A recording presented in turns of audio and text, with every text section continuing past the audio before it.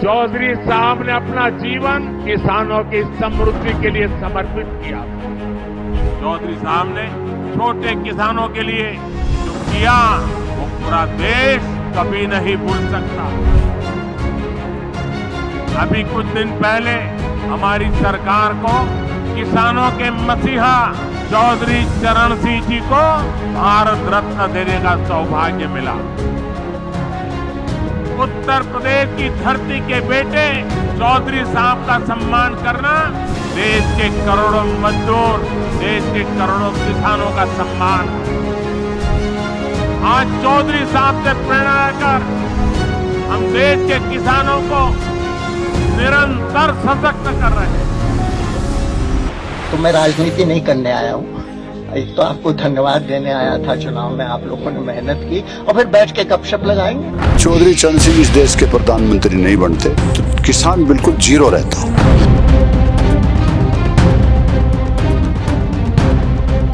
राकेश टिकैत तुम्हारा होने लगे। चौधरी अजीत सिंह ने फोन करा, राकेश बेफिक्र रहे, मैं देख लूंगा, इस सरकार को हिला दूंगा, मैं किसानों पे हम ज्यादती नहीं होने देंगे।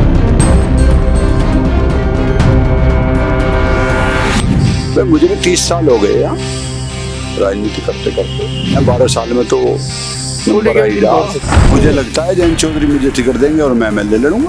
भाई पश्चिमी उत्तर प्रदेश में भी नहीं लड़ेंगे तो हम कहाँ लड़ेंगे? अगर सरदाना पे हम साथ नहीं होते तो नहीं जीतते। अब जीत लेना आगे, अब 7 सीट लड़ दो, 5 मेरे लड़ेंगे, 5 तुम्हारे लड़ेंगे, तुम सारी लड़ा लो। पहले 4 लाख के प्रत्याशी थे, अब 20 लाख के प्रत्याशी बन गए। हाजी गुलाम मोहम्मद जी 2 दफे तो बन चुके हैं। चौधरी जयंत सिंह जी जिसे टिकट देंगे उसके साथ रहेंगे। बीजेपी का यहाँ से एमएलए है, किसका एमएलए है यहाँ पे? राष्ट्रीय लोकदल की सीट किसे मिलेगी? भाई ये जो बागपत लोकसभा का हिस्सा है, यहाँ भी ना लड़ेंगे तो कहाँ लड़ेंगे फिर? सपा से जो समझौता टूटा वो सपा के कारण से टूटा। वसीम राजा को वोट कौन देगा? यहाँ कहाँ के रहने वाले वसीम राजा? हमें मुस्लिमों पर पूरा भरोसा, हमारे साथ रहे।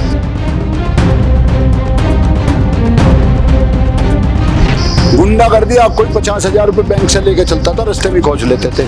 जब सपा की सरकार थी, किसान गन्ने ले जाता था बुग्गी में, उसका झोटा छुड़वा के और लाद के ले जाते थे।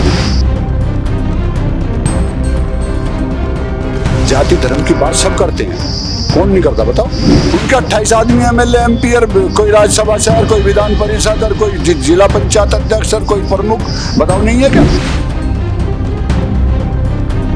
राजनीति में सब जायज है, कोई नाजायज नहीं है राजनीति में बात।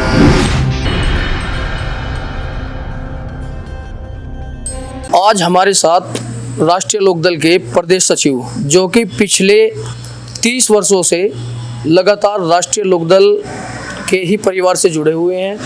उनके राजनीतिक कैरियर की शुरुआत ही राष्ट्रीय लोकदल के परिवार से हुई। पश्चिमी उत्तर प्रदेश में राष्ट्रीय लोकदल का भारी भरकम दबाव रहता है। वहीं से रणबीर सिंह दहिया हमारे साथ में हैं। नेताजी, आपका हार्दिक स्वागत है हमारे चैनल यूपी पंचायत 2.0 पर। धन्यवाद भाई। मेरा नाम रणबीर दहिया, ग्राम रौंटा, प्रदेश सचिव राष्ट्रीय लोकदल।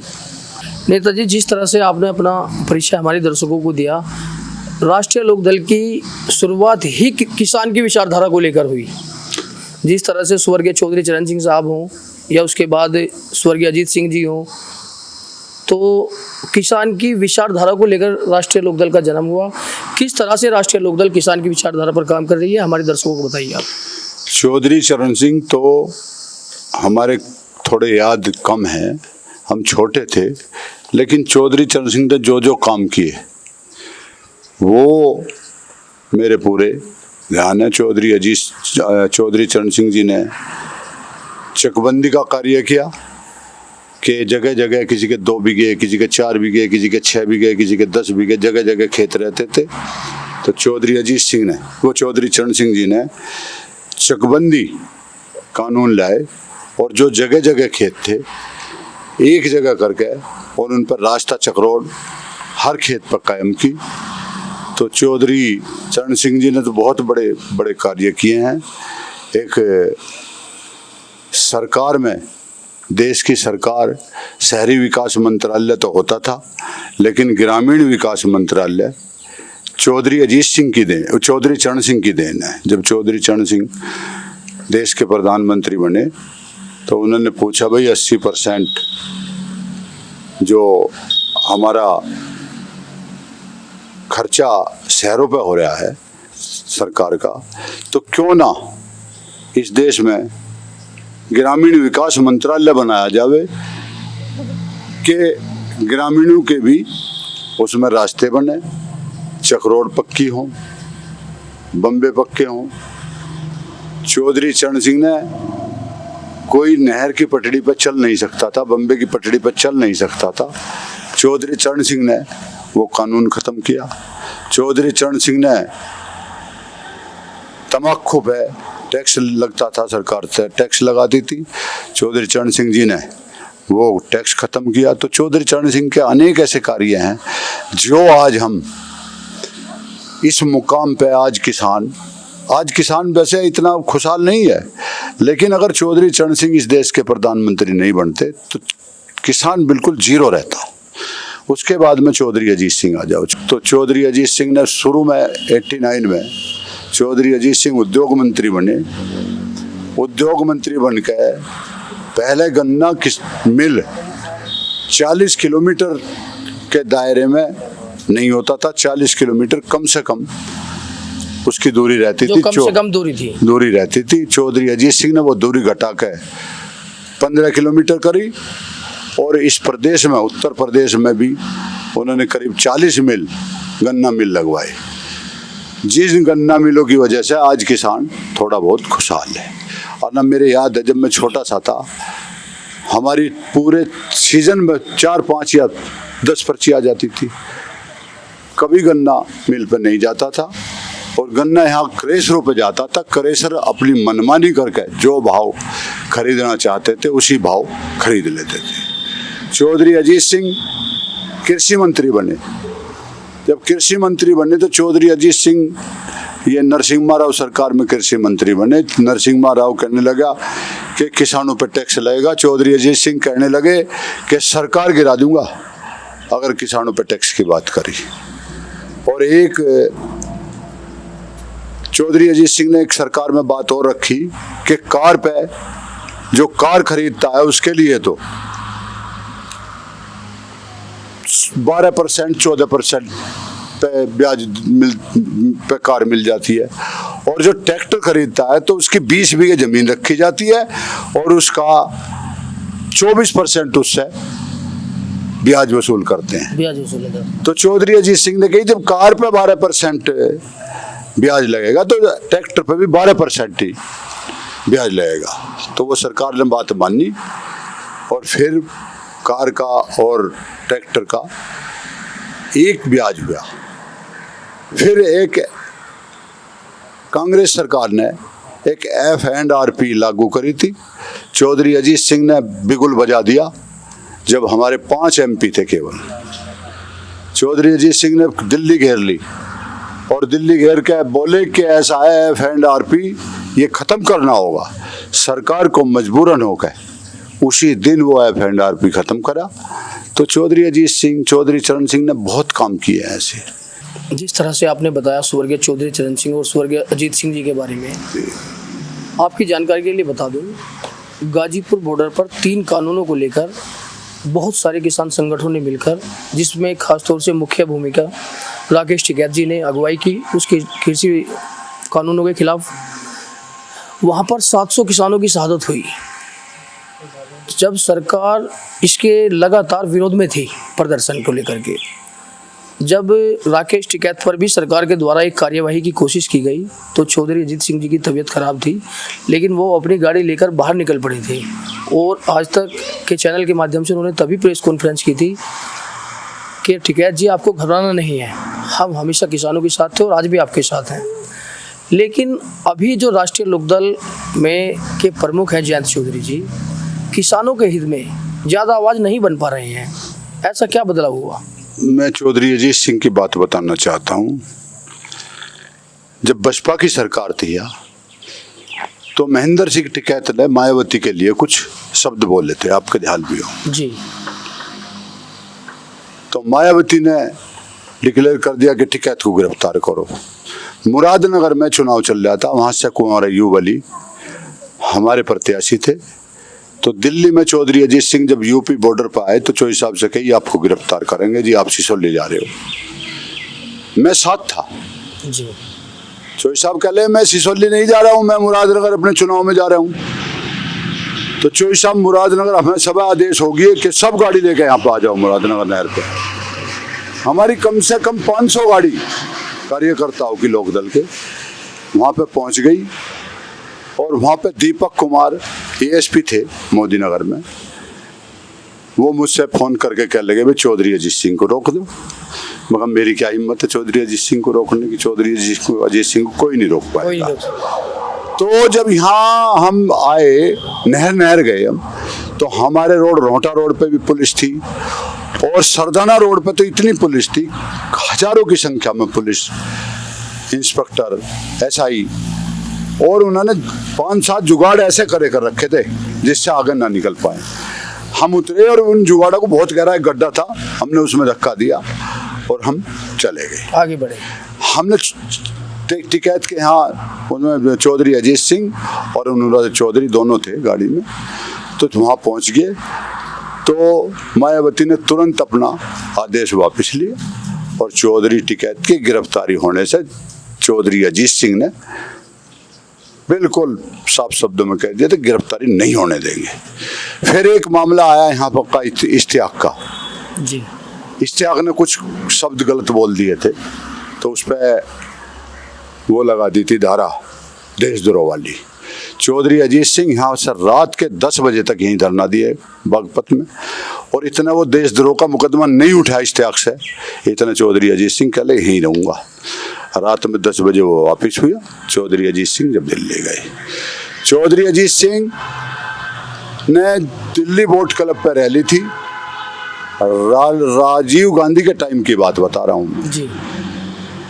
चौधरी टिकैत ने वहाँ धरना दे रखा था और रात में वहाँ पुलिस आ गई और पुलिस ने किसानों पर लाठी बजानी शुरू कर दी। और चौधरी अजीत सिंह को पता चला, चौधरी अजीत सिंह रात में वहाँ हो गई, रात में तुरंत लाठीचार्ज रुकवाया। बहुत काम ऐसे हुई है जो चौधरी अजीत सिंह ने तो ऐसे ऐसे आदमी के, हरिंदर मलिक का लड़का था, सीडीओ से उसकी बहस हो गई थी, वो एससी था सीडीओ, कुछ अपशब्द बोल दिए थे तो चौधरी अजीत सिंह ने यहाँ भी आकर धरना दिया और उसकी जो वो मुकदमा वापस करवाया। और इसी के बारे में अभी बता दूं मैं, वो जो किसानों का धरना चल रहा था रात के टाइम में, राकेश टिकैत वहाँ रोने लगे। जी जी जी। चौधरी अजीत सिंह को पता चला, चौधरी अजीत सिंह ने फोन करा कि टिकैत राकेश बेफिक्र रहे, मैं आ रहा हूँ अभी और मैं देख लूंगा। बिल्कुल देखा हमने भी, मैं देख लूंगा, इस सरकार को हिला दूंगा मैं। और अपने कार्यकर्ताओं को सबको आदेश कर दिया। सारा कार्यकर्ता राष्ट्रीय लोकदल का दिल्ली यूपी की बॉर्डर पर पहुंच गया था और गिरफ्तारी नहीं होने देती। फिर सुबह जैन चौधरी आए वहाँ पे और फिर जैन चौधरी ने करीब करीब पश्चिमी उत्तर प्रदेश में 30 सभा करी कि किसानों पे हम ज्यादती नहीं होने देंगे। फिर ये किसान के काले कानून थे वो वापस हुए, तब धरना समाप्त हुआ। बिल्कुल सभी ने देखा जिस तरह से टिकैत जी 3 कानूनों के खिलाफ लगातार लड़ाई लड़े, प्रधानमंत्री को वो कानून वापस लेने पड़े। अब 2022 के विधानसभा चुनाव को लेकर बात करेंगे। बताओ। जैसे 2022 में समाजवादी पार्टी और राष्ट्रीय लोकदल ने गठबंधन में चुनाव लड़ा जी। उसमें 2 सीटों को लेकर बड़ी गर्मा गर्मी रही और समाजवादी पार्टी ने अपने प्रत्याशियों को चुनाव लड़ाए। बहुत सारे राष्ट्रीय लोकदल के कार्यकर्ताओं का कहना ये था कि जयंत चौधरी जी को गठबंधन में दबाया गया। बिल्कुल। आप इस पर हमारे दर्शकों को बिल्कुल पूर्ण रूप से स्पष्ट कीजिए, क्या ये वास्तविक सच्चाई है? ये वास्तविक सच्चाई है। एक माठ सीट है मथुरा में जी, वहाँ पे योगेश नौबार हमारा 164 वोटों से हारे थे जी 2017 के चुनाव में। तो वह सीट पर हमारा दावा बनता था। तो वहाँ अखिलेश यादव बोले कि ऐसा है कि भाई यहाँ संजय लाठर लड़ेगा। और चौधरी साहब को दबा लिया। भाई चौधरी साहब हमारे देखो जयंत चौधरी भले हैं, नेता बहुत भले हैं, पढ़े लिखे हैं, लेकिन भले हैं। अब वो डिक्लेयर कर दिया कि भाई ये तो जीतेगा संजय लाटर और योगेश नोबार को एमएलसी बना देंगे। उसकी जमानत जब्त हो गई वहां, और पूरे ब्रज क्षेत्र में केवल एक एमएलए हमारा जीता, गुड्डू, तेजवीर गुड्डू सादाबाद से। सब चुनाव हार गए। भाई एक बात तो बताओ, अगर हमें सीट अच्छी जगह दे देते या अच्छी सीट दे देते तो मुख्यमंत्री तो अखिलेश यादव ही बढ़ते, बिल्कुल। चौधरी जयंत चौधरी तो नहीं बनते। तो यार ये क्यों, क्या क्या कारण है कि भाई बढ़ना नहीं देना चाहते जयंत चौधरी को? क्या कारण है? अरे मुख्यमंत्री आप बन रहे हो, चौधरी जयंत सिंह को ज्यादा से ज्यादा सीट दो। भाई पश्चिमी उत्तर प्रदेश में भी नहीं लड़ेंगे तो हम कहाँ लड़ेंगे? ऐसा ही शिवाल पे हुआ। चलो शिवाल पे भी चौधरी अजीत सिंह ने मानी, और हमने खुद दिन रात करके शिवाल के विधायक गुलाम मोहम्मद जी को जीत मिली। बताओ नहीं मिली क्या? आप तो यहाँ के रहने वाले। बिल्कुल बिल्कुल, जिस तरह से हमने देखा था शिवाल खास को लेकर भी बहुत गर्मा गर्मी चली। और सरदाना पे देखो, अगर सरदाना पे हम साथ नहीं होते तो नहीं जीतते। अब जीत लेना आ गए, अब जीत लेना आ गए। ये तो अभी आ रहा है चुनाव, 27 का चुनाव आ रहा है। अब देख लेना पश्चिम में क्या होगा, आप सब देखोगे। भाई पश्चिमी उत्तर प्रदेश में अगर राष्ट्रीय लोकदल नहीं लड़ेगा तो कहां लड़ेगा? बताओ आप। जिस तरह से आपने बताया, ये बहुत सारे राष्ट्रीय लोकदल के कार्यकर्ताओं ने हमसे भी बताया। उसके बाद 2024 का लोकसभा चुनाव भी हुआ, उसमें भी लगातार यही कहानी बनी रही। अच्छा 2024 के में भी वही दबाव वाली बात रखी। भाई चौधरी जयंत चौधरी खिंड क्यों हुई है? अब 7 सीट लड़ लो, 5 मेरे लड़ेंगे, 5 तुम्हारे लड़ेंगे, तुम सारी लड़ा लो। हम 2 लड़े, दोनों जीतते, 100% रिजल्ट रहा हमारा। बताओ नहीं रहा क्या? लेकिन किसानों की लड़ाई तो भारतीय जनता पार्टी के खिलाफ थी। नहीं, किसानों की लड़ाई हम भारतीय जनता पार्टी में भी रह के अपनी बात मनवाते हैं जयंत चौधरी। ऐसा नहीं है, कहाँ बन पा रहे हैं? नहीं ऐसा नहीं है। नहीं, सारी बात चौधरी अजीत जयंत चौधरी से बात करते हैं। ऐसे नहीं है कि बात नहीं करते। बीजेपी वाले, अब बीजेपी में हम एनडीए में हैं, एनडीए में हर मीटिंग में जाते हैं चौधरी जयंत सिंह, हर मीटिंग में प्रधानमंत्री उनसे पूछते हैं। ऐसा नहीं है। बताओ कैसा होना चाहिए? अभी आपने देखा होगा पंजाब में डल्लेवाल जी बड़े नेता हैं किसानों के, लगातार एमएसपी के लिए वो भी संघर्ष कर रहे हैं जी। उनका कहना ये है कि हर चीज का एमआरपी होता है, मैक्सिमम रिटेल प्राइस जी। हम अपना मिनिमम प्राइस को लेकर के मांग कर रहे हैं, सरकार क्यों घोषणा नहीं करती? अभी सरकार ने हमारी 12 या 14 पे अभी एमएसपी डिक्लेयर कराया, अभी 10-5 दिन पहले ही। गन्ने का एमएसपी डिक्लेयर कर दिया, 15 रुपए बढ़ा दिए, जो दिल्ली से बढ़ाता है 15 रुपए बढ़ाए उस पर। अब फिर प्रदेश सरकार बढ़ाएगी, क्या बढ़ाएगी प्रदेश सरकार? अब का भाव भी काफी अच्छा मिलेगा। हमारे जो कितनी संभावना है बढ़ने की? संभावना आपका अच्छी रहेगी, बहुत अच्छी रहेगी। आपने देखा होगा गन्ना किसानों की पेमेंट को लेकर बहुत बड़ी समस्या है। पेमेंट को लेकर केवल मोदी मिल में समस्या है। एक ही हमारा जो ये बजाज वाला का है भाई, ये तो सही बात बताऊं, इन्होंने तो कुछ कह ही ना सकते। ये बनिए नहीं है, ये व्यापारी नहीं है, ये तो कुछ और है।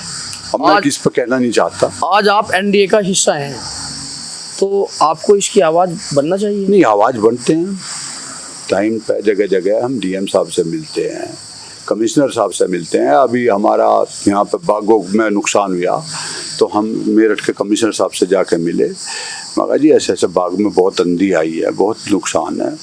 तो उन्होंने उसका मुआयना कराया है, मुआयना करा के अब देखो क्या होता है। ऐसा नहीं है कि नहीं बात करते हैं हम सरकार में रह के भी सरकार पर दबाव बना के काम कराएंगे ना, क्यों नहीं कराएंगे बताओ? चलिए, अच्छी बात है कि आप किसानों की आवाज़ लगातार बने रहेंगे। जिस तरह से आपने बताया कि अखिलेश जी की तरफ से लगातार जयंत चौधरी पर दबाव बना रहा, लेकिन चौधरी साहब के भी बड़े बड़े बयान आए थे रणवीर जी? चौधरी साहब के देखो, राजनीति में कोई किसी का दोस्त नहीं होता, कोई किसी का दुश्मन नहीं होता। लेकिन चौधरी बताओ। साहब ने एक बार एक मंच से ये भी कहा था चवन्नी नहीं है कि पलट नहीं जाएंगे। तो मैं ये कह रहा हूँ, राजनीति में कोई किसी का दोस्त नहीं होता, किसी का दुश्मन नहीं होता। राजनीति तो राजनीति है, जिससे मन मिल गया अपना कर लिया समझौता। अभी चलिए सिवाल खास को लेकर ही मैं आपसे एक सवाल पूछूंगा। हाजी गुलाम मोहम्मद साहब, सिवाल खास सीट राष्ट्रीय लोकदल को दी गई थी गठबंधन में।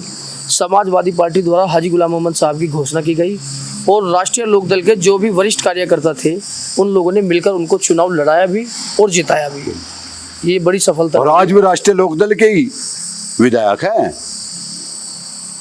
आज राष्ट्रीय लोकदल के ही विधायक हैं गुलाम मोहम्मद जी। जा सकते थे लेकिन नहीं गए, तो हमारे नेता में कुछ खासियत होगी तभी तो रुके। बहुत सारे समाजवादी पार्टी के वोटर भी सिवाल खास में ऐसे हैं जो गुलाम मोहम्मद का लगातार विरोध कर रहे हैं राष्ट्रीय लोकदल के साथ विरोध जाने तो का। राजनीति में विरोध भी होता है, राजनीति में सब चीज जायज है। ऐसा तो है नहीं कि बिल्कुल भाई सब बिल्कुल राइट रोंग रहेगा ही नहीं, कोई सब राइट रहेंगे, रोंग भी रहेंगे राइट भी रहेंगे। जिस तरह से हाजी गुलाम मोहम्मद साहब के बारे में आपने बताया, अभी वो मौजूदा सिवाल खास के विधायक हैं और राष्ट्रीय लोकदल के साथ ही बने हुए भी हैं। भविष्य में क्या फैसला रहेगा सिवाल खास? भविष्य में भी रहेंगे। सिवाल खास से दोबारा हाजी गुलाम मोहम्मद साहब को मौका मिल सकता है? देखो सुनो, 2 दफे तो बन चुके जी भाई, हाजी गुलाम मोहम्मद जी 2 दफे तो बन चुके, और चौधरी जयंत सिंह जी जिसे टिकट देंगे उसके साथ रहेंगे, हमें देंगे हमारे साथ रहेंगे सब, जिसे और को देंगे हम सब साथ मिलकर चुनाव लड़ाएंगे। ऐसा नहीं है भाई, मुझे भी 30 साल हो गए यहाँ राजनीति करते करते। भाई ये बताते हैं 12 साल में तो बूढ़े नंबर का आई दिन जा। बोल सकते हैं, बिल्कुल। हाँ, हमारे सांगवान जी अब MP बन गए, वो भी यहाँ से टिकट मांगते थे। चलिए, आपने सागवान जी का जो बागपत लोकसभा के सांसद हैं उनका जिक्र किया। भैया जी, बड़ी शिकायतें हैं सागवान साहब की। नहीं कोई शिकायत, बहुत शिकायतें हैं। मैंने कोई भी शिकायत। देखिए, मैं आपको बता मैं अभी फोन मिलाऊंगा और अभी बात करूं, आपकी कराऊं। आप उनके वरिष्ठ कार्यकर्ता हैं, आपका ध्यान रख रहे हैं, लेकिन जो क्षेत्र की जनता है उनका कहना ये है कि सागवान जी जिस दिन से MP बने हैं ग्राम पंचायतों में आए नहीं है। देखो मेरी सुनो, गलत कहते हैं, बताओ कौन से गांव में नहीं आए? मैं अभी आपको बता देता बताओ। हूँ। मिर्जापुर रासना पड़ता है, आश्रम से सड़क गई है, वहाँ पर पड़ता है बोलो। भरपूर समर्थन रहा। वहाँ के एक ग्राम प्रधान है हाँ। मिर्जापुर रासना के वीरेंद्र गुर्जर जी हैं, बिल्कुल। सिवाल खास विधानसभा में भी और लोकसभा में भी भरपूर सहयोग में रहे राष्ट्रीय लोकदल के।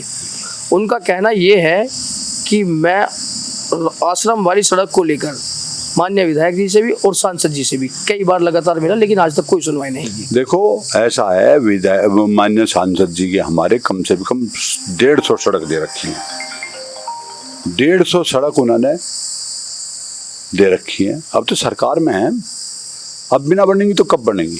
बिल्कुल। और बनेगी, ऐसा नहीं है नहीं बनेगी। बहुत सड़क से डॉक्टर सांगवान हर गांव में हर सड़क का नाम जानते हैं, हर गांव में 10-20 आदमियों का नाम जानते हैं। ऐसा नहीं है। देखो पहले वो विधायक प्रत्याशी थे जी। अब वो MP बन गए तो 5 विधायक आते हैं। भाई मेरठ से शुरू होकर जमुना तक चले जाओ, बागपत लोकसभा है, तो थोड़ी बहुत शिकायत होती है सबकी, सब जगह नहीं पहुंच पाते। लेकिन हमारे डॉक्टर साहब जो सांसद महोदय हैं वो ऐसा नहीं है, सबकी बात सुनते हैं, सबका काम करते हैं। हाँ, किसी की पार्टीबाजी है तो उसमें तो आप भी नहीं करोगे। अगर कहीं आप अपने गांव में 2 पार्टी हैं तो किसकी सिफारिश करोगे बताओ? ऐसा नहीं है। डॉक्टर साहब सुबह मुझे ये लग रहा है 5-6 बजे खड़े हो जाते हैं, रात में 12 बजे के आसपास वो अपने घर पहुंचते हैं। मैं आपकी जानकारी, तो ऐसा नहीं है कि वो काम नहीं कर रहे। कहाँ रहते हैं? जनता की सेवा में ही तो रहते हैं, सुबह 6 बजे से रात के 12 बजे तक। बताओ कहाँ रहते हैं? कई ग्राम पंचायतों के मौजूदा ग्राम प्रधान और पूर्व प्रधानों से भी हमारी इस चीज़ को लेकर खास तौर से चर्चा हुई, राजकुमार सागवान जी को लेकर, कि सांसद जी जिस तरह से धरातल पर बने हुए थे जब से वो 2024 का लोकसभा चुनाव जीते हैं उस तरह से नहीं है, बहुत कुछ बदला हुआ है। देखो मेरी बात सुनो, पहले MLA प्रत्याशी थे, अब MP बन गए। पहले 4 लाख के प्रत्याशी थे, अब 20 लाख के प्रत्याशी बन गए। तो 20 लाख आदमी बहुत होता है, ऐसा नहीं है। तो सब तो मिल भी नहीं पाते या मिल लेते हैं, लेकिन जो उनके पास जाता है, मैं शर्त ये बात कहता हूं कि उसका काम होगा, ऐसा नहीं है कि नहीं होगा। हमारे सांसद ये नहीं है कि पार्टी के आदमी वो काम करेंगे, अगर गैर पार्टी के चले जाएंगे उनका भी काम करते हैं। ऐसे थोड़ा कि पार्टी के भाई है, राष्ट्रीय लोकदल के सांसद हैं वो, लेकिन जनता के तो पूरी लोकसभा के सांसद हैं। बिल्कुल ऐसा नहीं है। आप जाकर देख लेना, आपकी सुनेंगे या नहीं सुनेंगे। 2027 में विधानसभा चुनाव फिर से होने वाला है। 2027 को लेकर चौधरी जयंत साहब आरएलडी प्रमुख, क्या रणनीतियां हैं यूपी पश्चिम को लेकर? चौधरी साहब अपना मंथन पर लगे हुए हैं और जितनी भी हमें सीटें मिलेंगी सारी जीतेंगे। कितनी सीटें मिल सकती हैं? जितनी भी मिलेंगी, वो तो भाई चौधरी अजीत सिंह जैन चौधरी जाने, और वो बीजेपी के एनडीए जो है, जो भी बैठ के बात होंगी, जो भी सीट मिलेंगी सब जीतेंगे। जिस तरह से राष्ट्रीय लोकदल 2024 में भारतीय जनता पार्टी के साथ यानी एनडीए में मिलकर लोकसभा का चुनाव लड़ी, पश्चिम में आपको नहीं लगता कि 2 सीटें कम थी राष्ट्रीय लोकदल के कद को लेकर? भाई 2 सीट में तो हमारा 60% तो आ गया। 2 सीट की मिली थी, दोनों जीत गए, तो 100% तो हमारा। और क्या चाहिए बताओ? राष्ट्रीय लोकदल के लिए कम नहीं थी 2 सीटें? मैं यूं कहूँ राष्ट्रीय लोकदल के लिए तो 10 भी कम है, लेकिन भैया एनडीए का कुनबा है, धीरे धीरे अब वहाँ पहुँचे हैं। जो हमसे पहले हैं 10 साल से उनके साथी हैं, हम तो अभी 1 साल से ही तो पहुँचे हैं। 2 मंत्रालय केंद्र में दे रखे चौधरी साहब को, 1 मंत्री यहाँ बना रखे, पिछड़े आयोग का सदस्य बना दिया और महिला आयोग का सदस्य बना दिया और एससी आयोग का सदस्य बना दिया। ऐसा नहीं है, तो हमारी धीरे धीरे भागीदारी होगी। एकदम हम कह लगे हमें तो 50 सीट पे एमएलए लड़ना, तो कौन लड़ाएगा, क्यों लड़ाएगा बताओ? भाई चौधरी जयंत सिंह जी और बीजेपी वाले जहां बैठ कर फैसला करेंगे, जो भी सीट आएंगी वे हम सब जीतेंगे। चलिए, जिस तरह से आपने 2027 को लेकर बताया, भैया जी आप पिछले 30 वर्षों से राष्ट्रीय लोकदल के वरिष्ठ कार्यकर्ता के तौर पर काम कर रहे हैं जी। आप भी सीवाल खास को लेकर भागीदारी रखते हैं जी। क्या लगता है आपको, अब की बार आपको उम्मीद है? मुझे लगता है सीवाल खास क्या कि मुझे लगता है जयंत चौधरी मुझे टिकट देंगे और मैं एमएलए लड़ूंगा। किसी दूसरे से पूछोगे उसे भी लगेगा, किसी तीसरे से पूछोगे उसे भी लगेगा। आप खुद को लेकर बताइए। मैं खुद को लेकर लगता है कि मैं लड़ूंगा, चौधरी जयंत सिंह मुझे चुनाव लड़ाएंगे। अभी भारतीय जनता पार्टी के कुछ कार्यकर्ताओं से और एक वरिष्ठ नेता जी से हमारी बात हुई थी, उनका दावा यह है कि सीवाल खास पर भारतीय जनता पार्टी खुद चुनाव लड़ेगी। भैया बीजेपी का यहाँ से एमएलए है, किसका एमएलए है यहाँ पे? अभी हाजी गुलाम मोहम्मद साहब राष्ट्रीय लोकदल के हैं। राष्ट्रीय लोकदल के, तो सीट किसे मिलेगी भाई? ये जो बागपत लोकसभा का हिस्सा है, यहाँ भी ना लड़ेंगे तो कहाँ लड़ेंगे फिर बताओ? अमेठी में जाकर लड़ेंगे या लखनऊ लड़ेंगे जाकर? बिल्कुल लड़ेंगे तो यही पश्चिमी उत्तर प्रदेश में जयंत चौधरी जी का जनाधार है, तो पश्चिमी उत्तर प्रदेश में हमारी सीट रहेंगी और पश्चिमी उत्तर प्रदेश से सब लड़ेंगे। मुस्लिम और जाट बाहुल्य बेल्ट मानी जाती है पश्चिम जी, और दोनों ही कौम ने मिलजुल कर चुनाव लड़ा और यूपी वेस्ट में बड़ी ही सफलता भी हासिल की। भारतीय जनता पार्टी को करारी शिकस्त खानी पड़ी थी जी। आज भी राष्ट्रीय लोकदल के साथ मुस्लिम कहाँ तक साथ दे सकता है? मुस्लिम हमारे साथ है। मैं जाता हूँ हर्रा खिवाई में, और यहाँ मेरे गांव में 1000-1200 मुसलमान है, पूठ में है, सलापुर में है, जहाँ जाता हूँ बेचारे सब प्यार से बात करते हैं और कहते साथ रहेंगे आपके। 2027 को लेकर साथ रहें। विधायक जी के प्रति तो काफी नाराजगियां हैं। विधायक जी के प्रति देखो, अब मैं फिर कह रहा हूँ, ऐसा तो है नहीं कि सब रोंग और राइट होते हैं, रोंग भी होते हैं, राइट भी होते हैं। आप ही की पार्टी के मैं 50 आदमियों के नाम ऐसे गिनवा सकता हूँ और आप जाकर उनसे पूछ लेना, वे ये कहते हैं राष्ट्रीय लोकदल के साथ रहेंगे। विधानसभा में हर गांव में गिनवा सकता हूँ 2-4 आदमियों के नाम। अच्छा, बताओ। चलिए, जिस तरह से आपने बताया, अभी मैं समाजवादी पार्टी को लेकर आपसे सवाल पूछना चाहूँगा। जी। कुछ लोगों का ये भी कहना है कि जयंत चौधरी 2027 में फिर समाजवादी पार्टी के साथ में वापसी कर सकते हैं। नहीं नहीं, ऐसा नहीं है। हमारे नेता भले नेता हैं, ऐसा नहीं है। हमारे नेता जहाँ रहेंगे, देखो, जो सपा जो छोड़ी, सपा से जो समझौता टूटा, वो सपा के कारण से टूटा, हमारे कारण से नहीं टूटा। कि पहले दिन तो जयंत चौधरी को बुला रहे लखनऊ, अगले दिन नरेंद्र मलिक को बुला रहे। क्या चाहते हैं भाई, बताओ क्या चाहते हैं अखिलेश यादव? ऐसा तो नहीं है। अब तो नहीं, उनके प्रत्याशी इतने हो रहे हैं। यहाँ मुस्लिम 10 प्रत्याशी, बताओ शिवालय में 10 मुस्लिम प्रत्याशी हैं उनके, जो नु कहे मैं लड़ूंगा, मैं लड़ूंगा, मैं लड़ूंगा। अभी वसीम रजा साहब आए हैं, जयंत चौधरी जी के काफी करीबी थे। वसीम राजा का यहाँ क्या है, बताओ क्या है, बताओ आप बताइए, अब वो आप ही के पार्टी से। मेरी बात सुनो, हमारी पार्टी से है, कोई दिक्कत नहीं, लेकिन है क्या, बताओ। वसीम राजा को वोट कौन देगा? यहाँ कहाँ के रहने वाले वसीम राजा? मेरा गांव रोहटा है, मेरे गांव में 10-12 हजार, वैसे तो आबादी तो 20,000 की, लेकिन 10,000 के आसपास वोट हैं।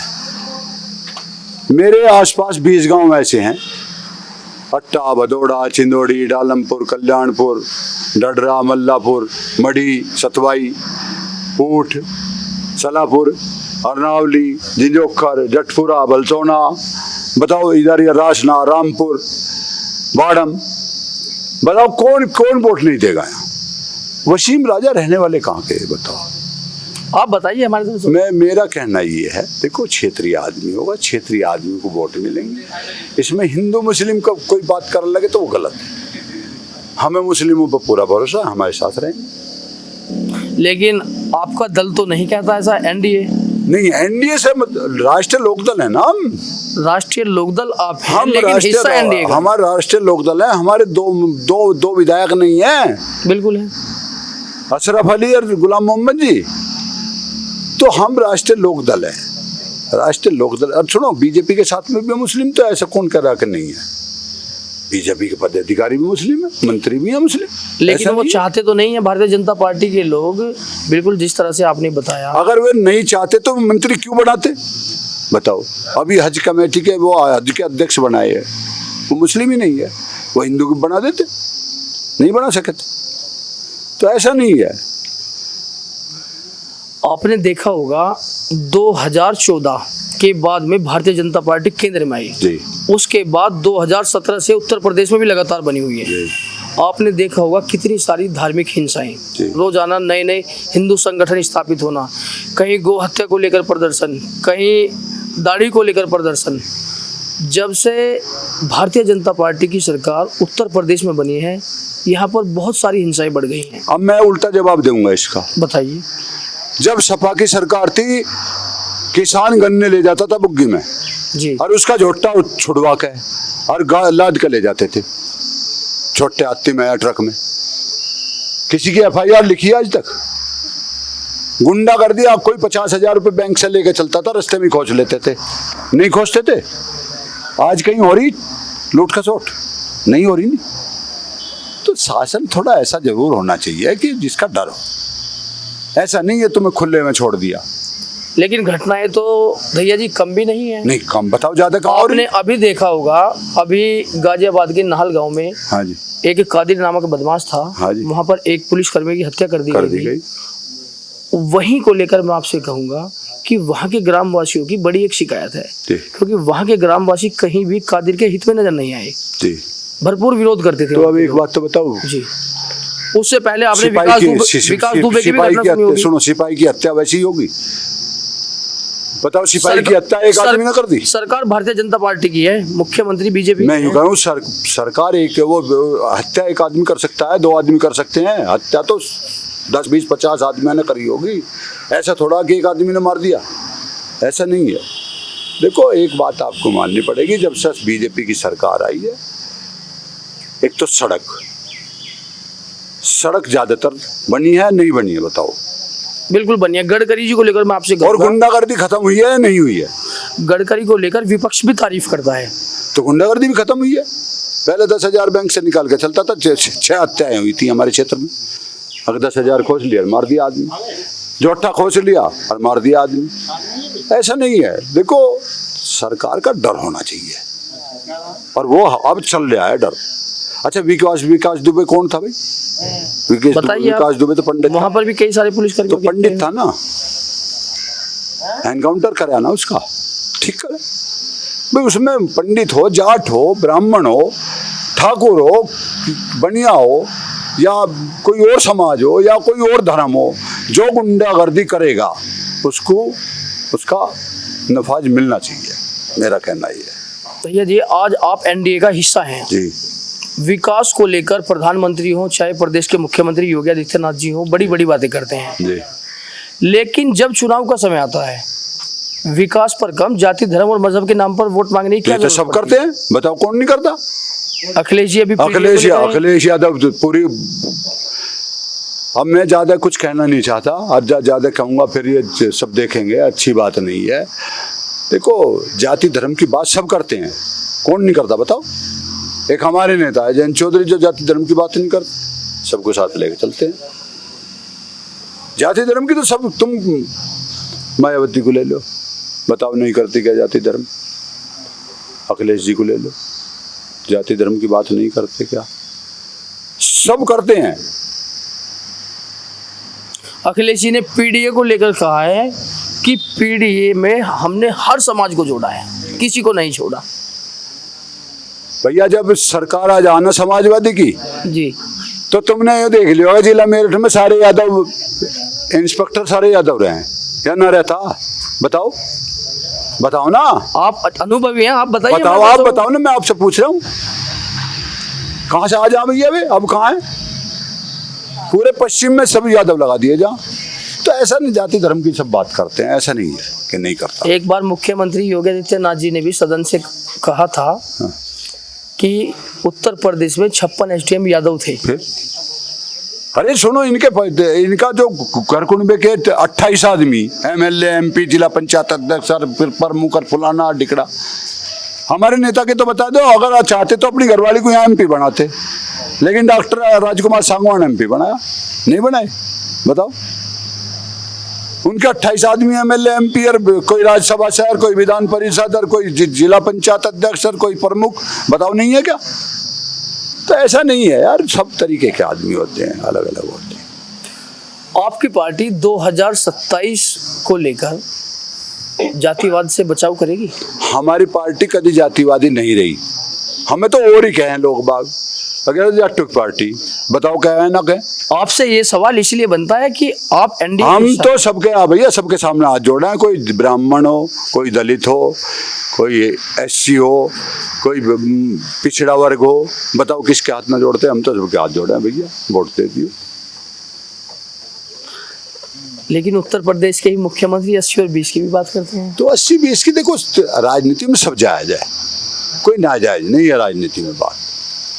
80-20 की करो या 20-80 की करो। आत्मनिर्भर की बात करते हैं कि देश को विकसित बनाने की तरफ ले जा रहे हैं, लेकिन 80 करोड़ लोग आज भी 5 किलो राशन पर सीमित रह गए हैं। भैया, जब ये आदत ऐसी डाल दी तो अब तो अगर बंद करोगे तो नुकसान होगा। दिल्ली के मुख्यमंत्री थे अरविंद केजरीवाल। बताओ। भारतीय जनता पार्टी का लगातार उन पर आरोप लगता रहा था कि फ्री की रेवड़ियां दिल्ली में लगातार बांट रहे हैं, पब्लिक को आत्मनिर्भर नहीं बनने दे रहे। मैं आज ही देख रहा था जी, यहाँ तो ट्रेन चल रही जी, और यहाँ झुग्गी पड़ी। हाँ। तो यार क्यों मरवा रहे किसी को? हाँ। दिल्ली में जगह थोड़ी है क्या? रेल की जड़ में क्यों घेर रखी वो झुग्गी? अरे अलग डर भी ना मकान दो, ऐसा नहीं है कि उन्हें कोई बस थोड़ा भगा दोगे देश से, रहेंगे तो नहीं, उन्हें अलग मकान दे। जब दिल्ली में अभी विधानसभा चुनाव हुआ था, प्रधानमंत्री ने कहा था कि एक भी झुग्गी नहीं तोड़ी जाएगी, लेकिन लगातार बुलडोजर की कार्यवाही। देखो, वो कोर्ट का आदेश है, वो प्रधानमंत्री और मुख्यमंत्री ने तोड़वा रहे, कोर्ट के आदेश से टूट रही। आप पत्रकार हो, आपको पूरी जानकारी है। मुख्यमंत्री ना तो मुख्यमंत्री तोड़वा रहा, ना प्रधानमंत्री तोड़वा रहा, ना कोई और तोड़वा रहा, कोर्ट का आदेश से टूट रही है जो भी टूट रही है। बताओ, बिना कोर्ट के आदेश से कहीं टूट रही हो? उत्तर प्रदेश को लेकर फिर दोबारा से बात करेंगे। बताओ। मैंने आपसे 5 किलो राशन पर बात की थी। बहुत सारे इस तरह की योजनाएं होती हैं जो आत्मनिर्भरता पर सवाल बनती हैं। जी। आपको नहीं लगता कि लोगों को आत्मनिर्भरता की तरफ बढ़ावा देना चाहिए, अब तुम रोजगार एक की बात तरफ बढ़ावा बताओ, दें? देखो हमारा जो सा क्षेत्र है ना, यहाँ कोई खाने के लिए कमा रहा क्या, ये बता दो मुझसे। सब बैंक बैलेंस कर रहे, चाहे कोई मजदूरी कर रहा, चाहे कोई अफसर है, चाहे कोई कर्मचारी है, छोटा है बड़ा है। अगर यहाँ पे चिनाई का काम कर रहा ना, कितने रुपए? 800 रुपये। 800 रुपये थोड़े होते हैं, 24,000 रुपये महीना किसी इंजीनियर को मिलते हैं। और यहाँ चिनाई वाला 24,000 रुपये महीना कमा रहा, तो वो जेब के लिए, वो खाने के लिए नहीं कमा रहा कि 24,000 में खाया पिया जाएगा उस पर, वो बैंक बैलेंस कर रहा। हमारे यहाँ सब ठीक है मामला, कोई दिक्कत नहीं है। नौकरियों को लेकर बात करूंगा। अभी भैया जी आपको बता दूं, बहुत सारे विभाग हैं, चाहे वो बिजली विभाग हो, परिवहन विभाग हो, या चिकित्सा विभाग हो, शिक्षा विभाग हो, लोगों को संविदा पर तैनात किया जाता है। भैया संविदा पर ना करे तो सुनो, परसों तो यहाँ एक कानून को पकड़ा गया, रिश्वत लेता हुआ पकड़ा गया ना। 3-4 दिन पहले वहां पे पकड़ा गया मुरादनगर में, एक सुपरवाइजर और जेई 2 लाख रुपए लेते वहां पकड़े गए। 8 दिन पहले मोदी नगर तहसील में 1 लाख रुपए लेता हुआ पटवारी पकड़ा गया। हाँ, पटवारी लेखपाल एक ही बात है। तो यार ये क्या है? अब ये सुनो, कभी पकड़, तुमने देखा कभी ऐसा हुआ? किसी की भी सरकार हुई, तुम्हारे फोन पे भी नंबर आते होंगे कि अगर कोई तुमसे रिश्वत मांगे तो इस नंबर पे बता दो हमें। मेरे पे तो आते हैं, तुम्हारे पे भी आते होंगे। बिल्कुल। तो यार ये अच्छी बात है कि ये एक तो भ्रष्टाचार कम हो, और भ्रष्टाचार ऐसे ही कम होगा जैसे पकड़ दकड़ कर रहे हैं ना, ऐसे ही कम होगा, वैसे नहीं होगा। जिस तरह से आपने भ्रष्टाचार को लेकर बात कही, संविदा कर्मी और भ्रष्टाचार, ये दोनों अलग अलग पहलू हैं। संविदा कर्मी भी अपना भैया लग रहे कर रहे, सब अपना गुजारा कर रहे। अब तुम किसान की देख लो यार, 10-5 बीघे इस्तेमाल है धरती, 10 बीघे से फालतू किसी पे है ना, और 10 बीघे में अपना गुजारा चला रहा। एक भैंस बांध ले, उसका दूध बेच ले आदमी, और क्या करे बताओ? ईख बांध लेगा जाके 600 रुपये बीघा, 500 रुपये बीघा है ईख बांधने के, 1 बीघा तो बांध ही दे। यहाँ का आदमी कोई खाली है ही नहीं, यहाँ आदमी नहीं मिलता। बताओ मिलता है क्या? लेकिन रोजगार की भारी कमी देखी जा रही है। रोजगार की कोई कमी नहीं है पश्चिमी उत्तर प्रदेश में, कोई कमी नहीं है। पूरे प्रदेश को लेकर बात मैं कोई, तुम आप काम करा लगो, आप मजदूर लिया ना, तो कैसे मान ले रोजगार की कमी है? ले आओ आप मजदूर, चलो सुबह आपको कोई काम कराना, ले आओ मजदूर, कहाँ से मिलेगा? कोई 1000 मांगेगा, काम यूं चाहे कि एक फली की दोना करें। चलिए नेताजी, जिस तरह से आपने सभी सवालों के बेबाकी से जवाब दिए, आप हमारे चैनल यूपी पंचायत 2.0 के मंच से राष्ट्रीय लोकदल के प्रदेश में सभी कार्यकर्ताओं और खासतौर से यूपी पश्चिम के कार्यकर्ताओं को क्या संदेश देना चाहेंगे? भाई मैं ये संदेश 2027 संदेश तो देंगे हमारे नेता जयंत चौधरी जी, लोकदल के कार्यकर्ताओं को संदेश तो जयंत चौधरी देंगे। भाई मैं तो यूं, पार्टी बढ़ाओ, जैसे भी बढ़ती हो, हमारी पार्टी बढ़े, और संदेश तो जयंत चौधरी देंगे भैया। मैं संदेश कुछ दे नहीं सकता। आप अपनी तरफ से भी दे सकते हैं। नहीं, आप मैं अपनी तरफ से 30 साल से मैं ये कह रहा हूँ, पार्टी बढ़ाओ, जैसे भी बढ़ती हो, गरीब आदमी को गला लगाओ, तभी पार्टी बढ़ेगी। अपील कीजिए। मैं अपील करता हूँ, गरीब आदमी को गले लगाओ और अपना वोटर बनाओ, जो भाई जैसे भी बनता हो। भाई कोई गलती हो रही हो, उसे भैया कोई तुम्हारा काम ना हो रहा हो, मैं ये संदेश देता हूँ, किसी का कोई काम ना हो। मेरा फ़ोन नंबर ज़्यादातर जनता पे है, मेरे से बताओ। भाई देखो, किसी की तुम्हारी और तुम्हारे भाई की लड़ाई हो रही तो उसमें कोई कुछ नहीं कर सकता, लेकिन सामूहिक काम के लिए हम हर टाइम तैयार रहते हैं।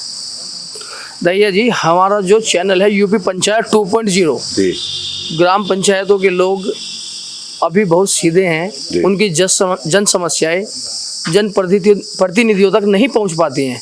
हमारे चैनल का यही उद्देश्य है कि ग्राम पंचायतों की आवाज़ को उठाकर जनप्रतिनिधियों, सरकार के पास तक पहुंचाया जाए। मैं तुम्हारे चैनल को धन्यवाद देता हूं। आप ग्रामीण क्षेत्र में जाओ और ग्रामीणों की बात सुनो और उनकी समस्या का हल करवाओ। आप सभी ग्राम पंचायत वासियों को हमारे चैनल के लिए भी अपील कीजिए। मैं अपील करता हूँ यूपी पंचायत 2.0 से ज़्यादा जुड़े। मैं यूपी पंचायत 2.0 मैं ये चाहता हूँ कि भाई सब आपसे जुड़ें और जो किसी की समस्या हो उस समस्या को दूर करें।